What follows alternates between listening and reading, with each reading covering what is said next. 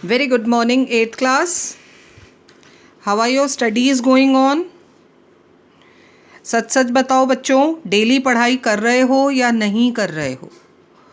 रोज के लेसन कम से कम एक बार रोज सुना करो, नहीं तो बाद में बहुत मुश्किल होगी बच्चों, है ना? हम भरोसा कर रहे हैं. I have faith in all of you that you all are studying, है ना? पढ़ाई रोज कर रहे हो बच्चों? Okay, coming back to our lesson, short revision of yesterday's lesson. We have started the topic, the various features or characteristics of our constitution.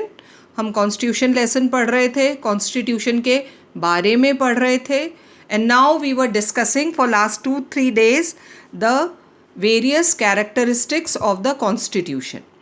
जो first characteristic हमने start किया था that is written and lengthiest constitution.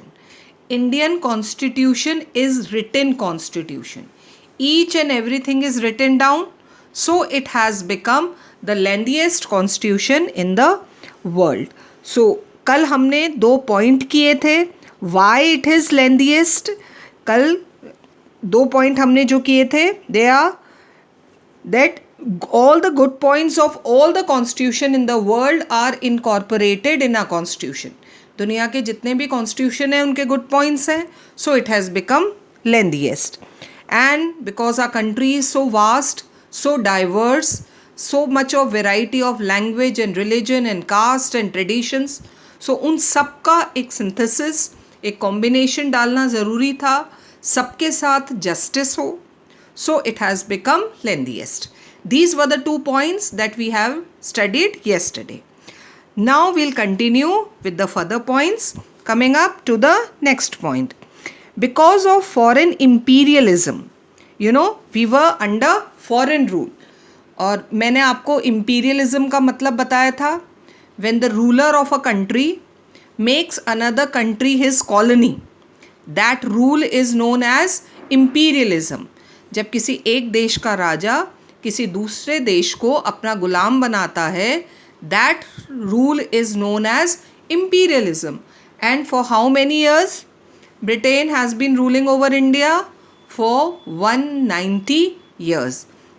So because of foreign imperialism, various problems, बहुत सारी problems आ गई थी हमारी society में. Social problems, economic problems, religious and political problems. क्योंकि इतने लंबे साल तक for such a long period we were under British rule और we were under imperialism. So many different problems cropped up, came in front, पैदा हो गई थी, विच रिक्वायर्ड इमीडिएट सोल्यूशन. हम उन्हें बात के लिए नहीं छोड़ सकते थे.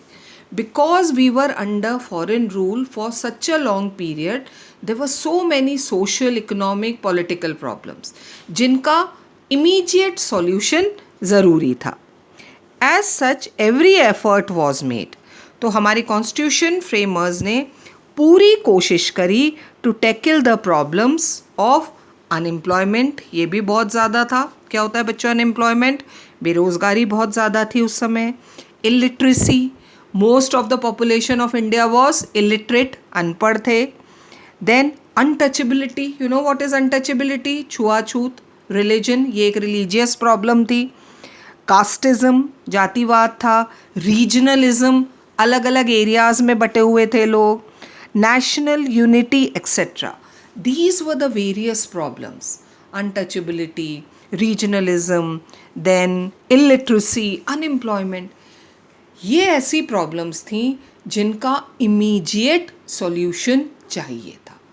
तो इनको कैसे सॉल्व किया जाएगा? How these problems are going to be solved, all those methods are written in our constitution.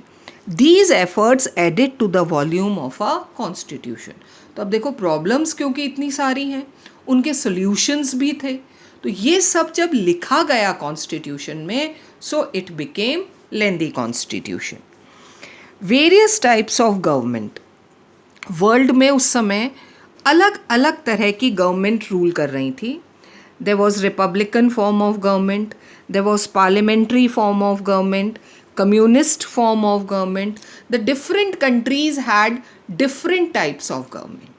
और बच्चों हर टाइप ऑफ गवर्नमेंट के प्लस पॉइंट्स भी होते हैं और नेगेटिव पॉइंट्स भी होते हैं.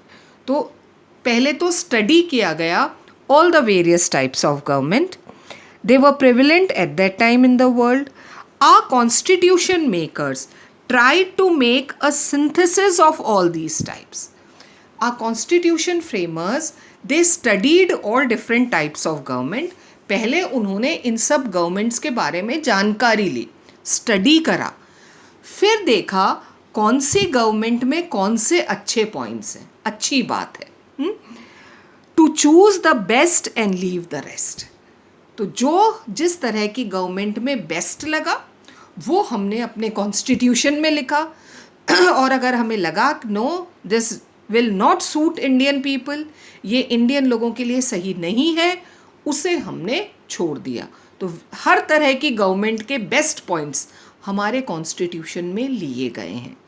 Naturally such an attempt added to the volume of the constitution. और इससे क्या हुआ बच्चों, क्योंकि सब तरह की गवर्नमेंट के बेस्ट पॉइंट अडॉप्ट किए, उन्हें एक्सप्लेन करके लिखा गया. So such a long constitution.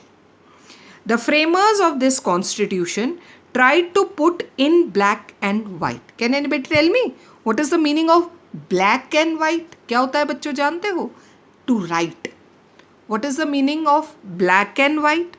Put in black and white. ये एक फ्रेज है. आपने 7th में phrases पढ़े हैं ना? So this is also a phrase. Put in black and white. What is the meaning of put in black and white? To write down. तो हमारे कॉन्स्टिट्यूशन फ्रेमर्स ने हर चीज़ लिखने की कोशिश करी है. हाँ, लिखे हुआ हर चीज़ होती है ना तो समझने में आसानी होती है. Easily we can understand when it is written down. So the framers of our constitution tried to put in black and white everything about the 3 organs of the government. I told you earlier the 3 organs of a government कौन कौन से हैं?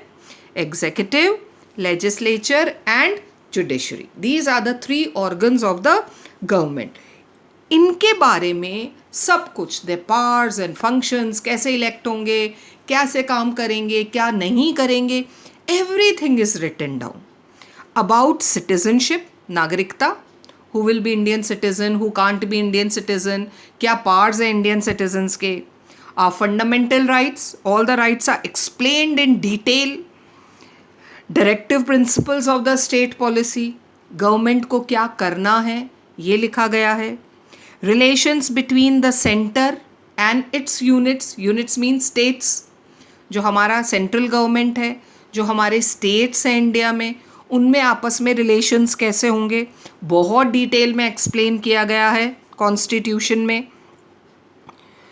Then the public services, government कैसे, जितने भी public servants हैं जिन्हें हम सरकारी नौकरी कहते हैं, उन्हें कैसे चूज़ किया जाएगा, किसकी क्या रिस्पॉन्सिबिलिटी होगी, कितनी पोजीशंस होंगी, क्या उनकी क्वालिफिकेशंस होंगी, तब जाके कोई इसमें एग्ज़ाम दे सकता है. मतलब जो कुछ भी इंडिया में होता है, everything is written down. And about what not, कोई भी ऐसी चीज़ नहीं है जो हमारे कॉन्स्टिट्यूशन में एक्सप्लेन्ड नहीं है. तो सोचो कितना कुछ लिखना था. हाँ, सो consequently the Indian Constitution has become the most voluminous constitution in the world. इतना वॉल्यूम आ गया, उसमें भर गई किताब, हर चीज़ लिखते जा रहे हैं. और सिर्फ पॉइंट्स में नहीं लिख रहे हैं, everything is explained in detail. जब आप कोई आंसर एक्सप्लेन इन डिटेल करते हो तो देखते हो कितना लिखना है. वही यहाँ हुआ.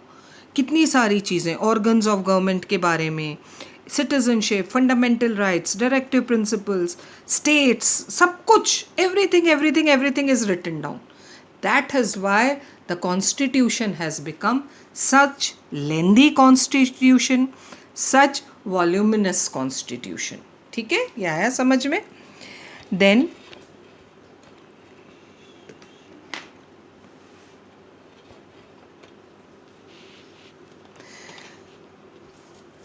the amendments made from time to time.